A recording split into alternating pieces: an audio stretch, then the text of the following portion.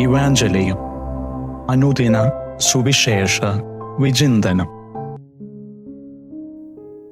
ക്രിസ്തുവിൽ ഏറ്റവും സ്നേഹം നിറഞ്ഞവരെ, ക്രിസ്തുമസിനായുള്ള ഒരുക്കത്തിൻ്റെ അവസാന ആഴ്ചയിൽ നമ്മളായിരിക്കുകയാണ്.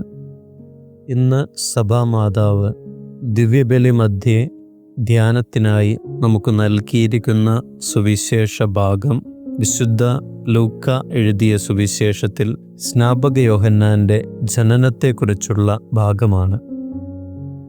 ഈ ഭാഗത്തിൽ സുന്ദരമായിട്ടുള്ള ഒരു ദൈവവചനമുണ്ട്. കർത്താവ് അവളോട് വലിയ കാരുണ്യം കാണിച്ചിരിക്കുന്നു എന്ന് കേട്ട അയൽക്കാരും ബന്ധുക്കളും അവളോടൊത്ത് സന്തോഷിച്ചു. പലപ്പോഴും നമ്മുടെ ജീവിതത്തിലേക്ക് വരുമ്പോൾ നമുക്കിങ്ങനെ സന്തോഷിക്കുവാൻ സാധിക്കുന്നുണ്ടോ? എലിസബത്ത് ഗർഭിണിയാണ് എന്ന് മറ്റുള്ളവർ കേട്ടപ്പോൾ, അയൽക്കാരും ബന്ധുക്കളും കേട്ടപ്പോൾ അവർക്കൊത്തിരി സന്തോഷം തോന്നിയെന്ന്. പലപ്പോഴും അന്യരുടെ നന്മയിൽ നമുക്ക് അസൂയ തോന്നാറുണ്ട്. മറ്റുള്ളവർ ഉയരുമ്പോൾ നമുക്ക് ചിലപ്പോൾ അസൂയ തോന്നും. നമ്മുടെ അയൽക്കാർ നമ്മളെക്കാളും കുറച്ചും കൂടി മികച്ച രീതിയിൽ ജീവിക്കുവാൻ ആരംഭിച്ചാൽ ചിലപ്പോൾ ഒരസൂയയ്ക്ക് നമ്മുടെ മനസ്സിൽ പൊട്ടി വിടരാൻ സാധ്യതയുണ്ട്. എന്നാൽ ഇവിടെ സുവിശേഷത്തിൽ എത്രയും നാളും ജനങ്ങളുടെ ഇടയിൽ അപമാനിത എന്നോണം കഴിഞ്ഞിരുന്ന എലിസബത്ത് ഒരു കുഞ്ഞിനാൽ ദൈവത്താൽ അനുഗ്രഹിക്കപ്പെട്ടു എന്ന് വിവരം കേട്ടപ്പോൾ അവരെല്ലാവരും വലിയ സന്തോഷത്തിലേക്ക് വന്നു. ഈ അസൂയ എന്ന് പറയുന്ന കാര്യത്തിന് ഒരു പ്രശ്നമുണ്ട്. നമ്മുടെ വ്യക്തി ജീവിതത്തിൽ അസൂയ നമുക്ക് വരികയാണെങ്കിൽ അതിനർത്ഥം നമ്മുടെ ജീവിതത്തിൻ്റെ വളർച്ച അവിടെ വെച്ചു അവസാനിച്ചു എന്നുള്ളതാണ്.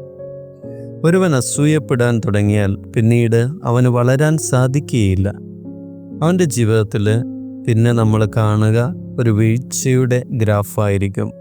ഇത്രയും നാളും പടിപടിയായി വളർന്നുകൊണ്ടിരുന്ന ജീവിതം താഴേക്ക് താഴേക്ക് താഴേക്ക് പോകുവാൻ തുടങ്ങും. അസൂയയുടെ കുഴപ്പം അതാണ്. ഒരുവൻ്റെ ജീവിതത്തിൻ്റെ വളർച്ചയെ മുഴുവനും ഇല്ലാതാക്കുന്നു. പിന്നീട് സ്വയം നാശത്തിലേക്ക് പടിപടിയായി വീഴുകയും ചെയ്യുന്നു.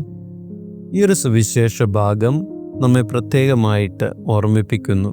പ്രത്യേകമായിട്ട് ഈ ഒരു വചനം ദൈവത്തിൻ്റെ കരുണ കണ്ട് അയൽക്കാരും ബന്ധുക്കളും അവളോടൊത്ത് സന്തോഷിച്ചതുപോലെ നമ്മുടെയും ജീവിതത്തിൽ മറ്റുള്ളവരുടെ ജീവിതത്തിലുണ്ടാകുന്ന നന്മകൾ കണ്ട് അവരോടൊത്ത് സന്തോഷിക്കാനും ദൈവത്തെ മഹത്വപ്പെടുത്തുവാനും നമുക്ക് സാധിക്കണം.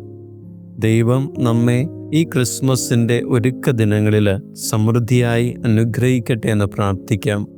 ഒത്തിരി നന്മകളിൽ സന്തോഷിക്കുവാനുള്ള കൃപ ദൈവം നമുക്ക് നൽകട്ടെ. ആമേൻ.